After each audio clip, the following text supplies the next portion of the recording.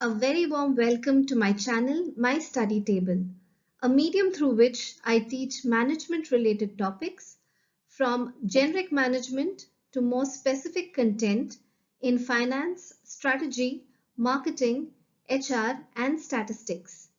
I'm Swati and I'm a doctorate in finance. And today I will be taking you through a very interesting topic on investing tips for women investors. Through this video, I will address few inhibitions of women investors and will try my best in giving a direction to how should one begin their investment journey.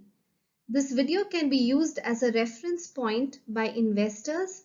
It could also be used by facilitators and students of the courses on financial planning. A disclaimer note, these presentations are purely academic oriented and the content does not act as an advisory for investment.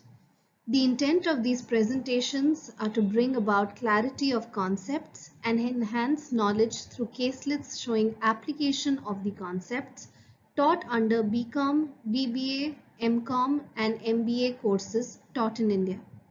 All caselets are designed by the presenter to show how concepts can be applied as a part of blended and experiential learning.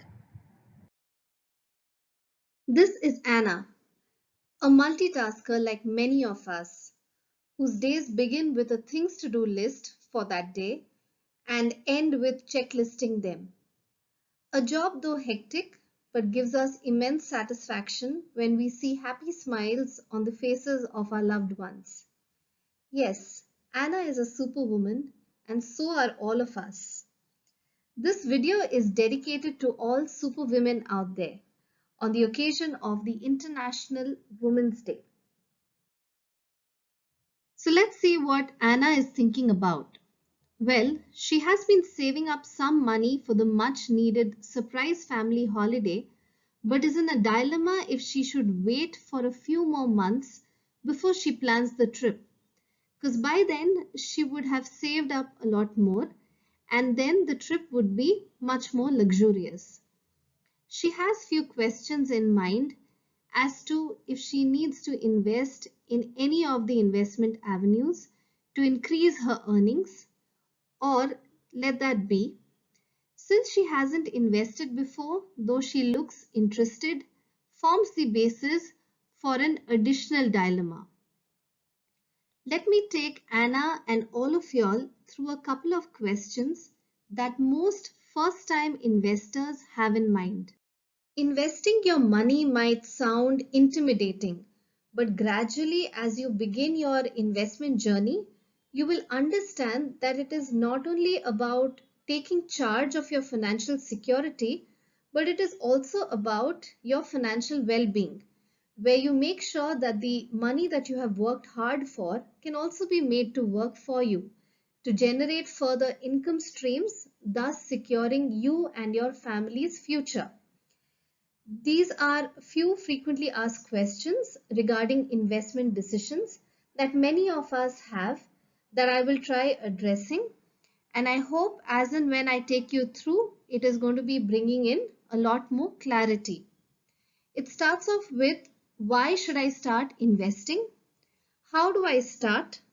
What should I invest in or where should I invest? How much to begin with? Where do I get information about investing from? And how much time should I spend on this? Coming to the first question, why should I invest? As I mentioned earlier, investment is important in making money work for you, whatever the amount is. So even if you start off with a very small amount, it's absolutely fine. It's just the beginning.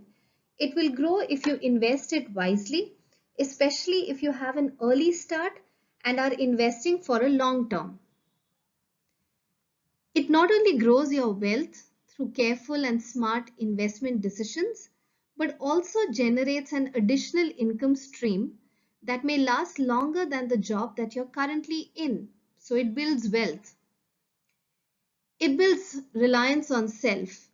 You feel good to contribute to the household expenses and contingencies and reduces your possible reliance on any external institution to raise money. Investing goes much beyond accumulating and building rainy day savings. Technically, it is saving money today for future use. Hence, it marks your preparedness against any possible contingencies. When you have an improved expenditure, savings, and investment equation or balance, it gives your money the potential to grow much faster. It brings in an improved quality of life with an increased source of income. Meeting your financial goals. When I say your financial goal, it would typically mean the family's financial goal as well as your own. It could be anything ranging from saving up for your child's education or marriage, or taking care of your parents' medical requirements, maybe a retirement plan for yourself, or even a holiday. There could be many such financial goals that one would want to achieve, for which investment becomes a prerogative.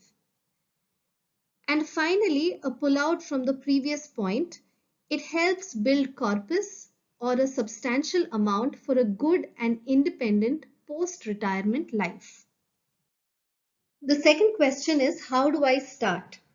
Now, there is a generic flow to it wherein you begin with starting to save a quotient of your earnings.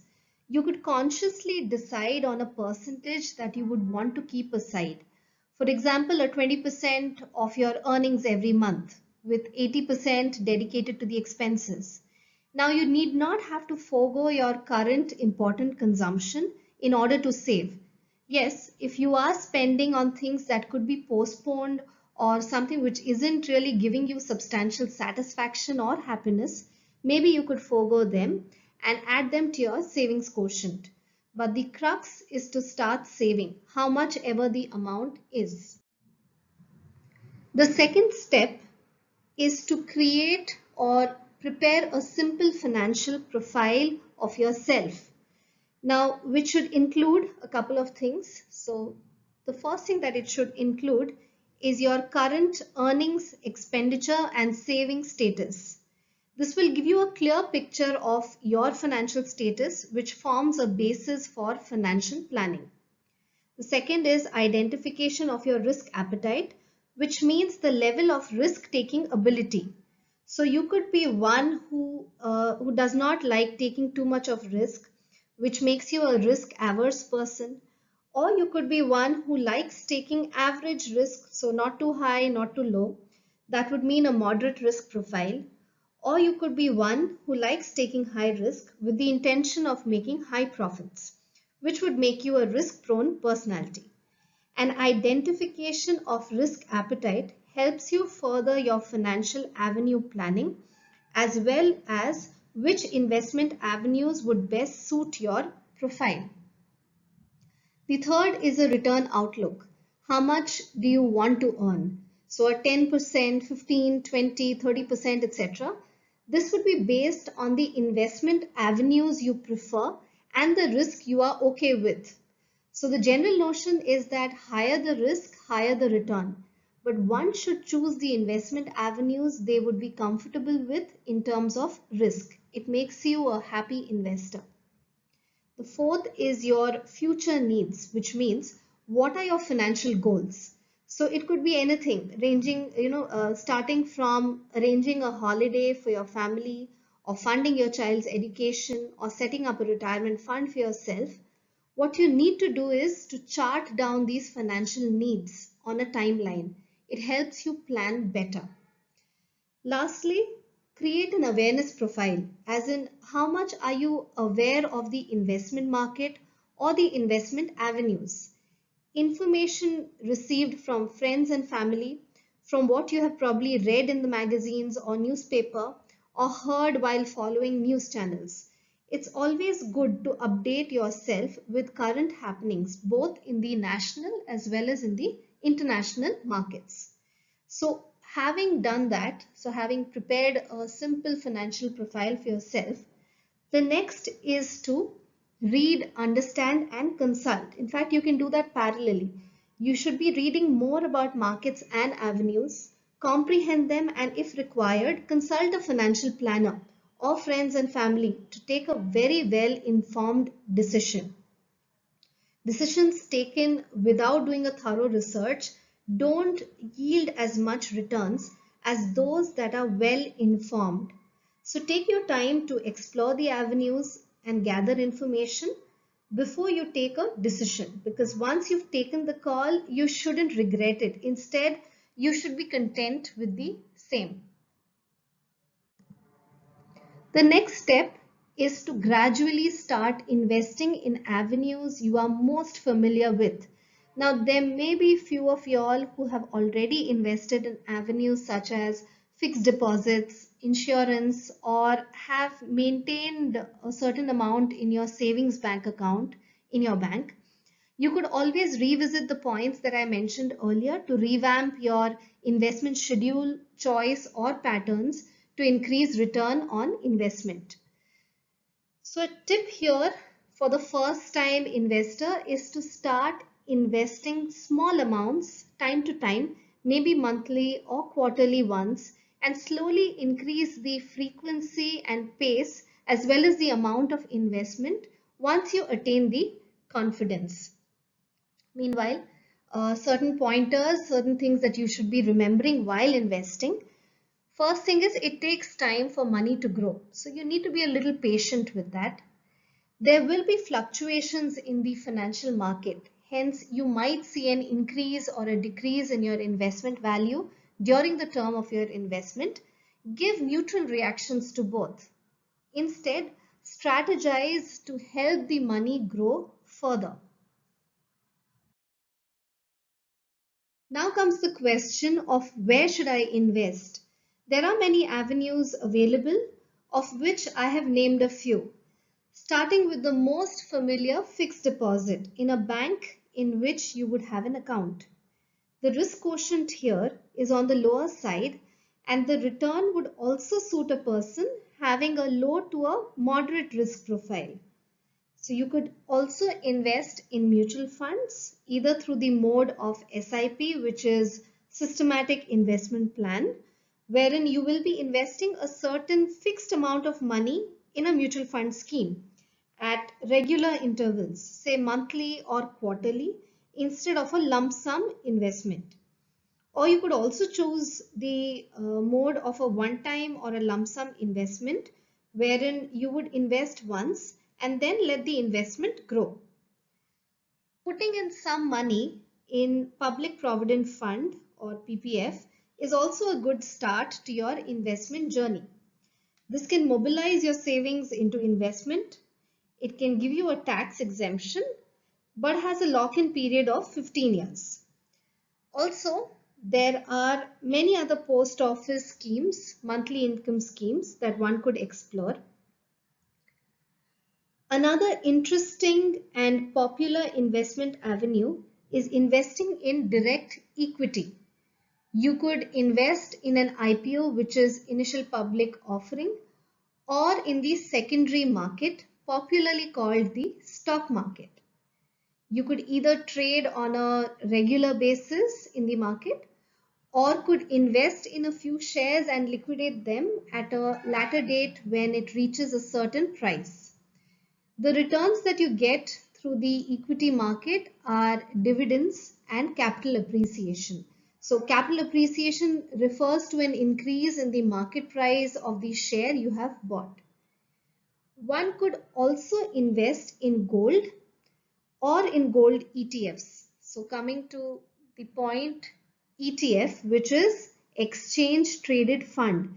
Now this is basically a type of security that either tracks an index or a sector or a commodity or an asset, like the one that I just mentioned, which was gold ETFs.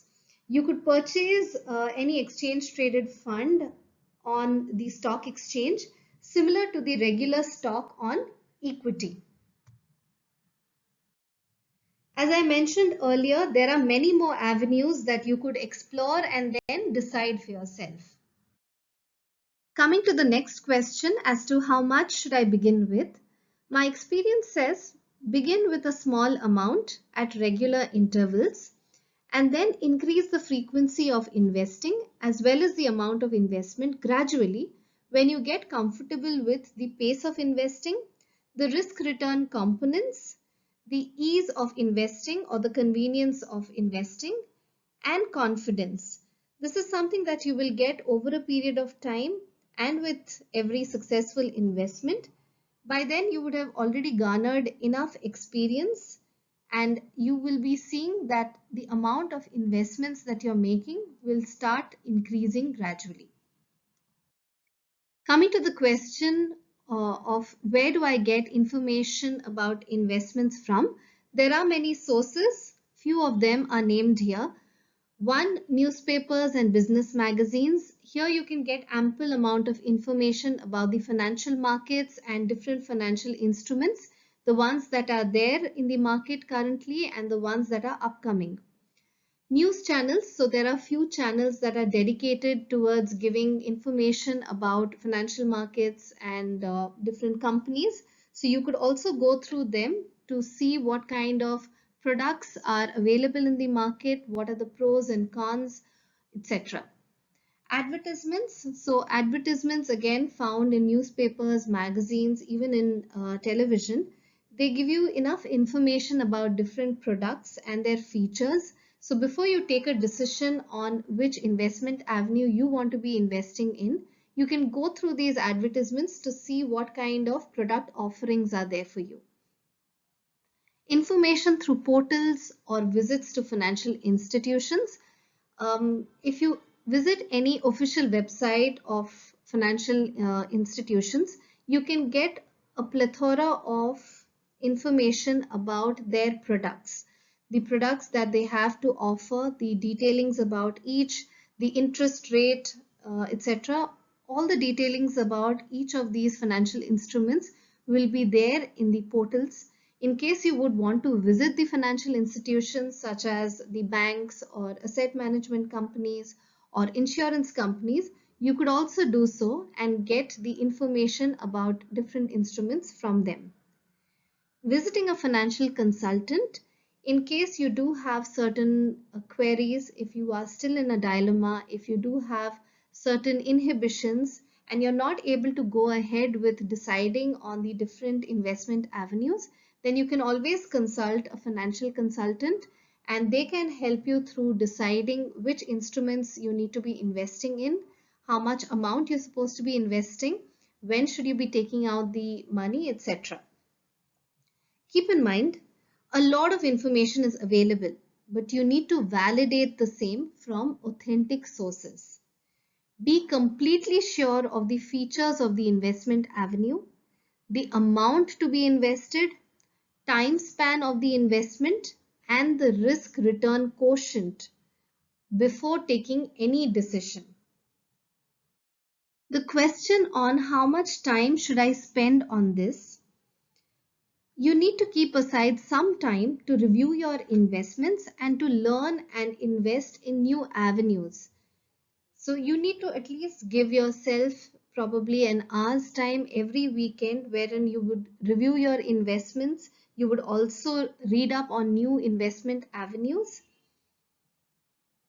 The initial period of investing requires your dedicated time since you're laying a foundation to the future investments and growth. So the first few weeks or the first few months when you've just started your investment journey, you need to be giving in a little more time than the usual to understand the nuances of the financial markets as well as the different investment avenues. Gradually, depending on the corpus of funds, that's the amount of funds that you have invested, and the type of investment avenues you have opted for, you can vary the time to be spent. By then, you will also get a feeler of the market, your experience will be a lot more, and your decision making will also be a lot more chiseled. Hence, the time required may probably reduce. These are certain additional pointers that you could keep in mind when you start your investment journey. The first one being start early. If you haven't started investing as yet, it's absolutely fine. It's never too late. You can always begin your journey right away.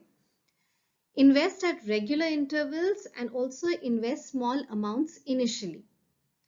Take an informed decision, so make sure that you have enough information about the market that you're investing in as well as the instrument that you have opted for. So take an informed decision in terms of risk and return profiling, also the timeline and so on. Make simple investment strategies. Keep monitoring and reviewing your investments time and again, and keep changing strategies accordingly. So it's not necessary for you to continuously change your strategies. It has to be in line with what is happening in the market. As and when you garner the experience, you will be able to make such changes to your portfolio. Happy investing. I hope you found this video informative. Looks like Anna's going to start her investment journey soon.